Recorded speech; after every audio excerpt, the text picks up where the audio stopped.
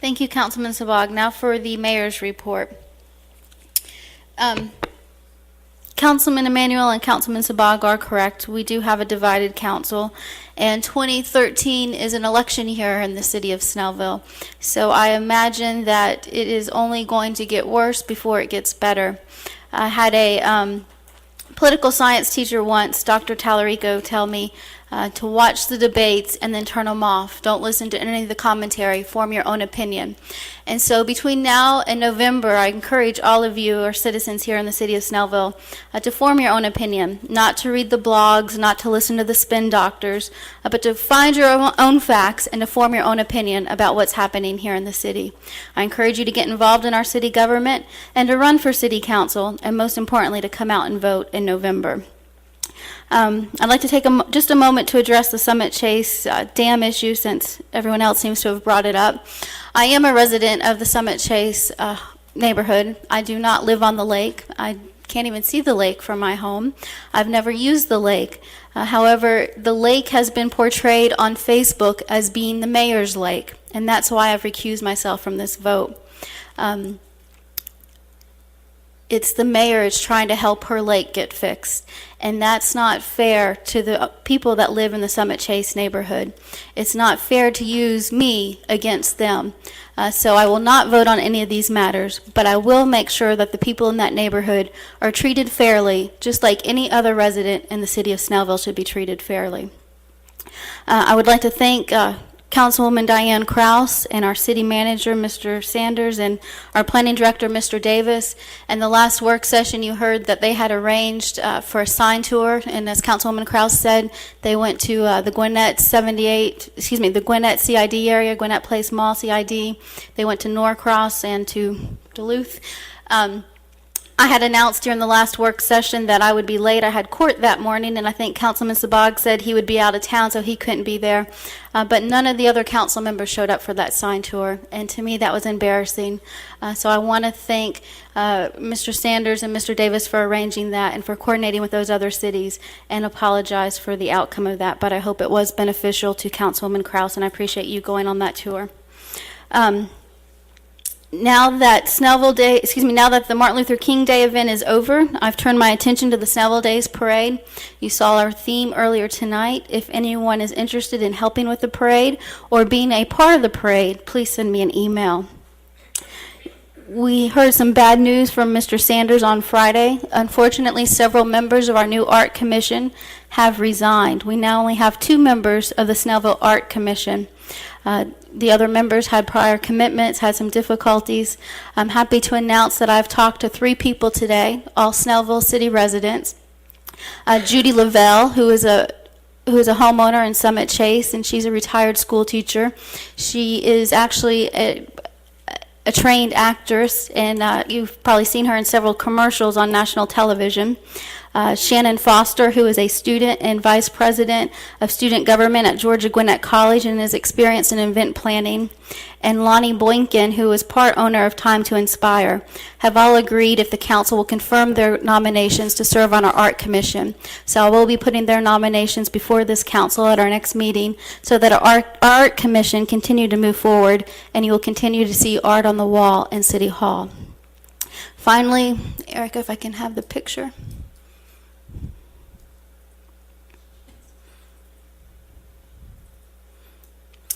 I had the honor and the privilege, it was a very difficult task, of judging the Miss Brookwood pageant this weekend. It actually was a 2-weekend event. The previous Sunday we had interviews all day long on Super Bowl Sunday, and then Saturday night was the contest. There were over 50 girls enrolled, and these are the winners. And so I just want to congratulate them. They all did an outstanding job, and there are so many young and talented women at Brookwood High School. I just want to congratulate each and every one of them, and thank you for letting me be a part of that. With that, I will close the mayor's report. I will open it up for public comments. I don't believe Mr. Anderson is here tonight. Chief, if you can bring me the sheet forward.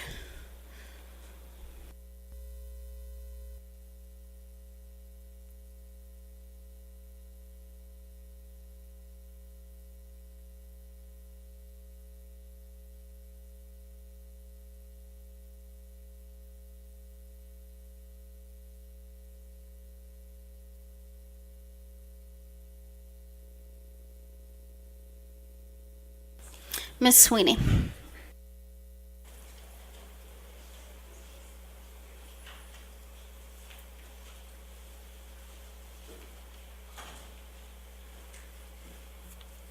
Marilyn Swinney, 1832 Glenwood Lane, Snellville.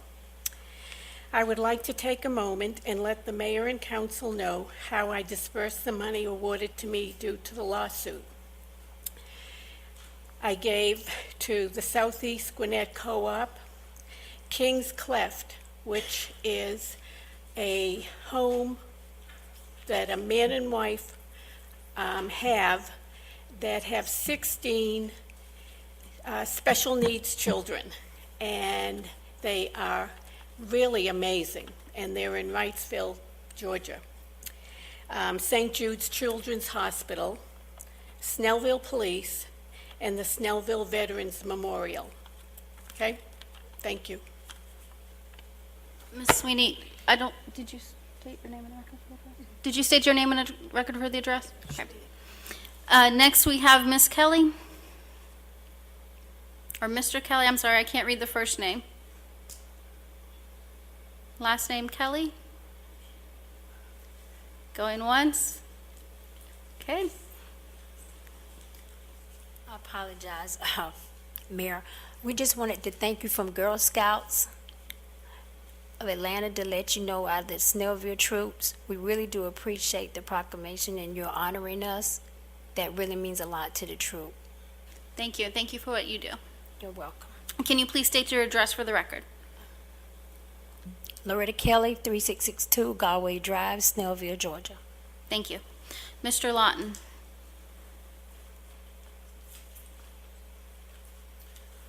Dennis Lawton, 3041 Elta Ridge Way. I've been a resident of Snellville for approximately 20 years. I've been coming to the Snellville City Council meetings for almost all that time, so I've gone through a number of them. I've been on the Planning Commission. I'm on the Board of Appeals. Something I want to comment about is the public comment section of this now, of signing up.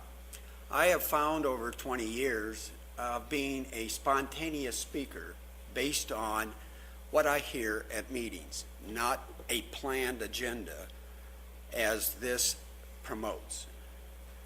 The problem with having sign-up sheets in advance is you don't know what you're going to say until you see it from a council meeting, what's on their agenda, and whether you agree or disagree, or whether you want to say thank you for doing something, or you have a concern about something.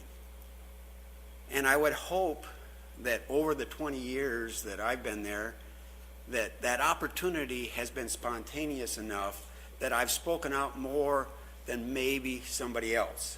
My biggest concern is by restricting it and saying sign up, come up with something at that time ahead of time, that you are going to cut out some people who just don't want to get up and sign in a sheet. I have to say in every one of them, I give you my name and address at that time. So I don't understand specifically if there is a specific agenda item such as the county has on a zoning ordinance or something else. I fully agree that you need to have sign-ups because they're restricting the time for it. But when you're doing public comments in general, I think it should be what you are, a public comment. Thank you. Ms. Bender.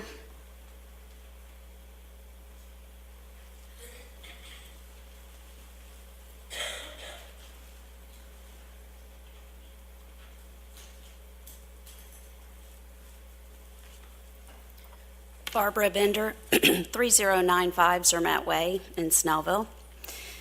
Mayor, I just wanted to commend you tonight on your State of the City address. Your vision is commendable, and I think that it's welcomed after 16 months in office, that you've laid out a vision. I think you've got a lot of great plans there. And I think for you to be able to carry out this vision, I would just like to leave you with 2 points to consider. The first, you talked about whether the city was a lake or a river, and you need it to get everyone flowing together. I would tell you that that river flowing in one direction starts with you as the leader of the city and the mayor.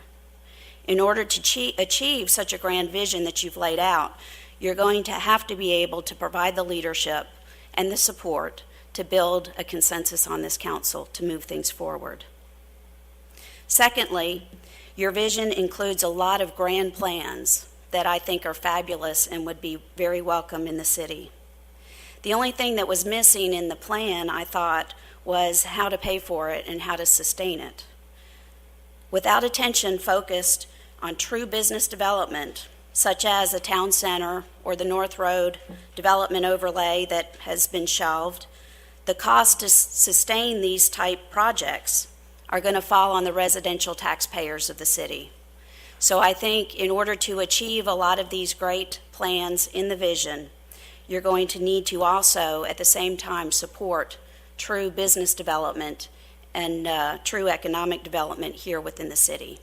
Thank you. Ms. Port.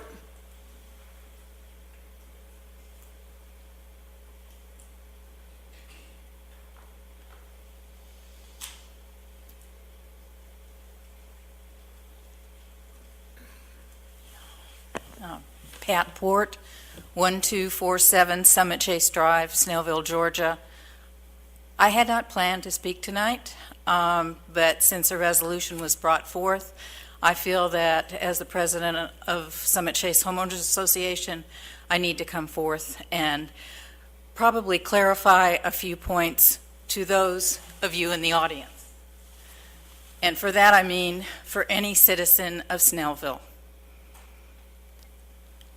We have a situation that happened over the last 2 years. We have done everything, and I mean we, my board, our homeowners, we have done everything that has been asked of us by the city of Snellville, starting with last January the 25th when we met on Timberline Drive when the standpipe collapsed and decided what we needed to do to go ahead. We were told at that point that we were given a cease and desist order, that we were not to do anything further. We complied with that. The lake was drained, and what was happening was that first I was told that a substantial amount of water would be taken out to lower it, but it was taken much more than that. What has happened since January the 25th, yes, the city has incurred $30,000 or $35,000, but the Homeowners Association has also incurred $22,000, of which the city has asked us to do and pay for on various projects. Number one, we were told that we needed to hire an engineering company. When the hydrology study was done by the city of Snellville, and that was presented to the staff and members of the Homeowners Association, as well as members of Timberline. That was March 15th, 2012, when that presentation was made.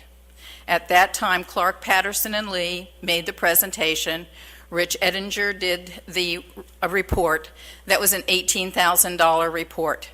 We did not ask for it. It was a full hydrology study.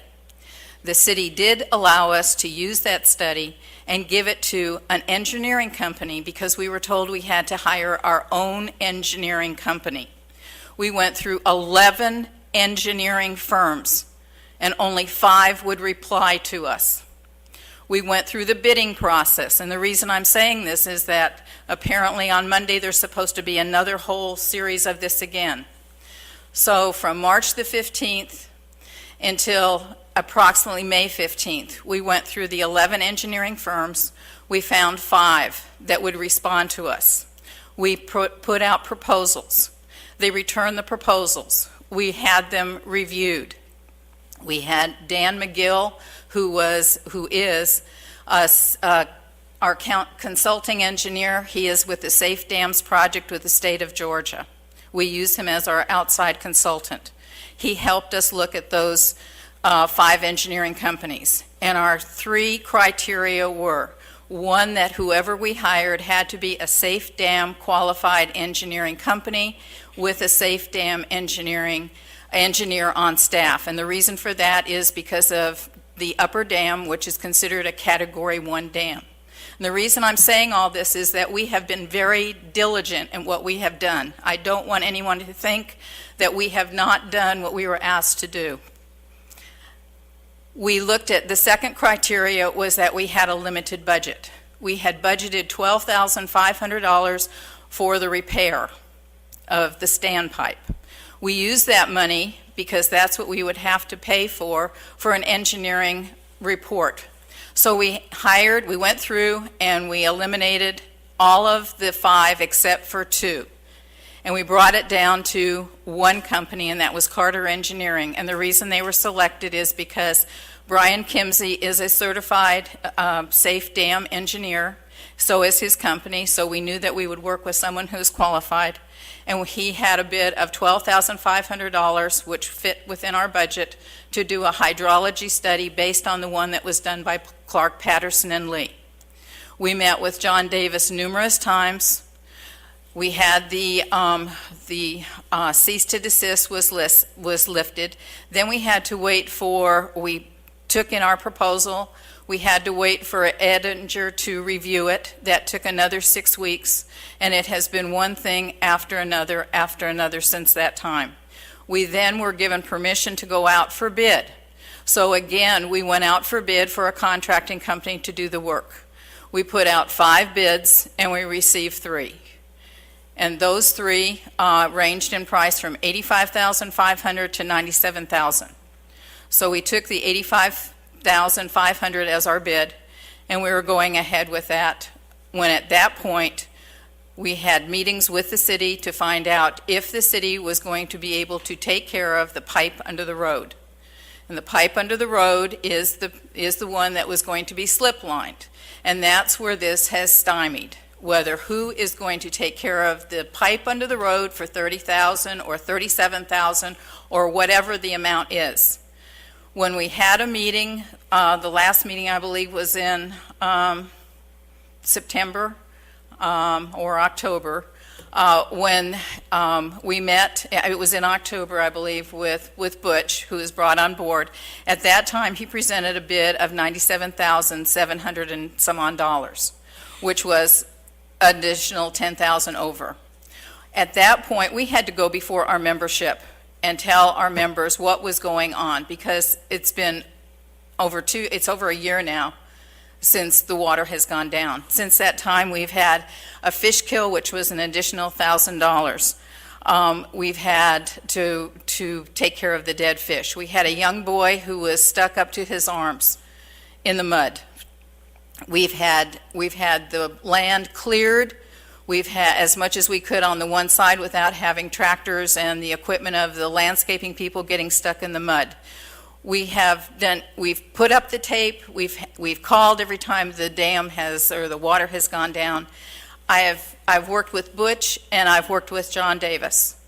We have put forth every effort. We want this resolved, but we also want it clearly understood that we own the lake, we do not own the street, we do not own the dam. So you can't ask us to do more than what we can afford to do or what is legally ours. And that was part of the $97,000. We were being asked to repair 2 36-inch culverts or outtake pipes that were never put in. They were put in 1984 when Timberline Drive and the subdivision was built. We had nothing to do with that. There is clouded title of 1.32 acres that no one can decide on who owns that, and that is the curve of the road. So I'm asking you, how can you come back and say that we have not done anything to move this along? I've checked back from 1982 through 1987 open records for city council meeting minutes to find out what is going on and what happened. And it's like this big, vast nothing. First there's mention of things going on, and then it doesn't come to. How can you put in a city road and not expect you to maintain it. And part of that maintenance is the pipe under the road. The standpipe is ours, the pipe under the road is yours. Now, we can spend the $12,500 and put back the pipe, because that was the bid that we got. And if you look at all the estimates that came in, from $85,000 to $97,000, the consistency on that report, or on those estimates, is the standpipe at $12,500 to $15,000. And if that's what it takes to put the pipe back in and the standpipe back up, and we get the lake filled, then we would be happy to do that, if we can find the funding to do that. And I think that's all I can say right now, is that we have to move forward, we have to do something, but there has to be some give and take. And I really, really do not appreciate the fact that there was a resolution here that was not publicly addressed or put out so that other members of Summit Chase could not be here and hear what was being said. I think that is an injustice to the community, and to especially Summit Chase Homeowners Association. Thank you. Thank you, Ms. Port. Any additional public comment? Seeing none, I'll close the public comment section of our...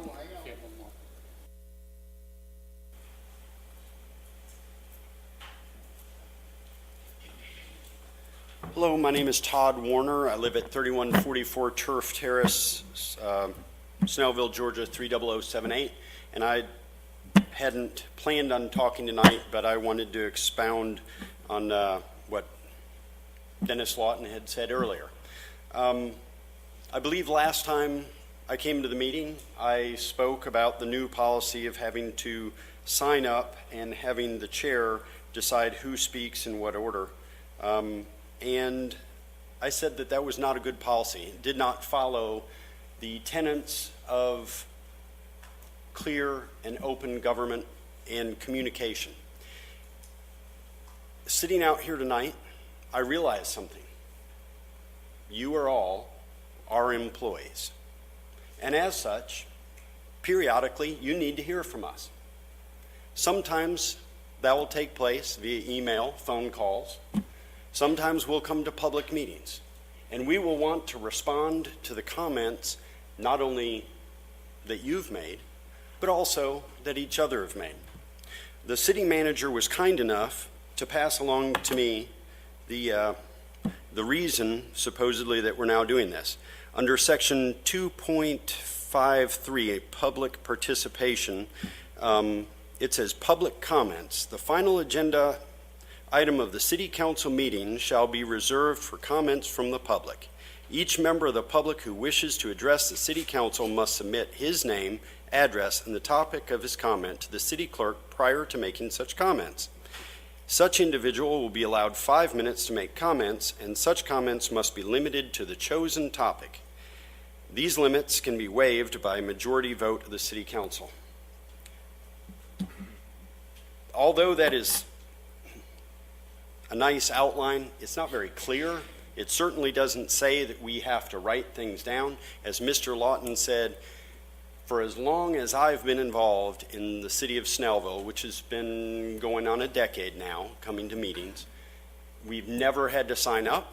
We've never had someone decide for us in which order we will speak. There are times, whether it be Ms. Port who just spoke, or Mr. Lawton, or any of the other people who have made comments to you, might jog our mind, come up with something that we might want to say to you. Maybe we want to rebut something that was said by one of the previous people who commented. I will be more than happy to draft new language to change this section of our Code of Ordinances, because clearly, it's sexist for one thing, because it says only men, right? Because it says he.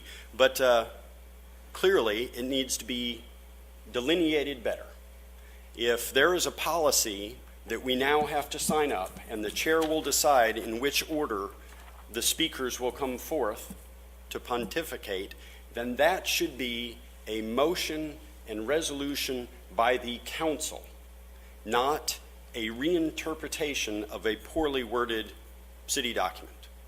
Thank you very much. Mr. Warner, could you please sign the sheet? It doesn't say I have to.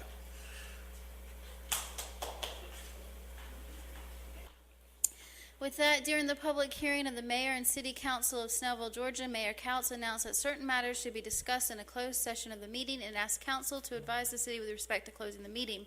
To discuss pending and/or potential litigation, settlement claims, administrative proceedings, or other judicial actions which is exempt from the Open Meetings Act pursuant to OCGA Section 50-14-2, subsection 1.